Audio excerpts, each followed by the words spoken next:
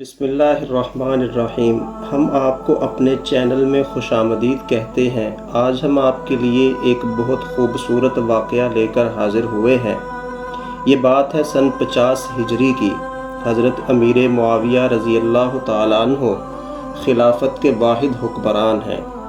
اسلامی فتوحات عروج پر ہیں۔ مسلمان ریاست پر ریاست فتح کرتے جا رہے ہیں۔ حضرت امیر معاویہ نے عقبہ بن نافع رضی اللہ تعالیٰ عنہ کو افریقہ فتح کرنے کا ٹاسک سونپا۔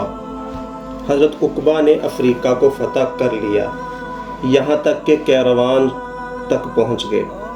جب کیروان کے پاس پہنچے تو وہاں ایک خوفناک ڈراؤنا جنگل تھا۔ خطرناک درندوں، زہریلے سانپوں اور وحشی جانوروں کا مسکن۔ وہاں انسانوں کا گزرنا ناممکن سی بات تھی۔ وہاں آباد ہونا ممکن ہی نہیں تھا۔ لیکن حضرت عقبہ نے کیروان کو ایک اسلامی شہر بنا کر آباد کرنا طے کر لیا تھا۔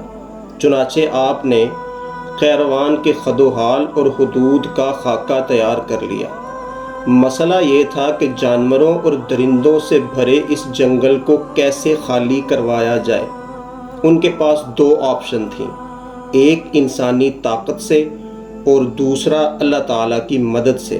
اللہ تعالیٰ کے راستے میں چلنے والوں کی دعائیں فوری قبول ہو جاتی ہیں اور اللہ پاک خود ان کی نصرت و مدد فرماتے ہیں۔ چنانچہ حضرت عقبہ نے اللہ تعالیٰ کے حضور دعا فرمائی اور اس سرزمین پر کھڑے ہو کر 3 مرتبہ بلند آواز سے اعلان کیا کہ اے جنگل کے باشندوں، اب ہم مسلمان اس کے اندر آنا چاہتے ہیں، تم سب کوچ کر جاؤ۔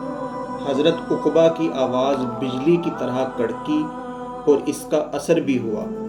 لوگوں نے دیکھا کہ بڑے بڑے خوفناک درندے اور زہریلے سانپ اپنے بچوں کو لے کر بھاگ رہے ہیں، ہر سوراخ، ہر پتھر کے نیچے سے نکل رہے ہیں، یہاں تک کہ سارا خطہ خالی ہو گیا۔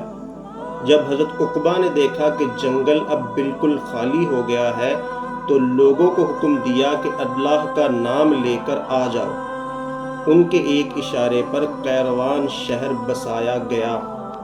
بڑے بڑے غیر مسلم مورخ بھی اس بات کو تسلیم کرتے ہیں کہ کیروان شہر حضرت عقبہ بن نافع نے آباد کیا تھا۔ اس واقعے کو دیکھ کر لوگوں کا ایک جمع غفیر دائرہ اسلام میں داخل ہو گیا۔ حضرت عقبہ افریقہ میں ہی ایک محاذ کے دوران شہید ہو گئے رضی اللہ تعالی عنہ۔ اگر آپ کو ہماری ویڈیو پسند آئے تو اسے لائک کریں، ہمارے چینل کو سبسکرائب کریں اور اسے شیئر بھی کریں۔ جزاک اللہ۔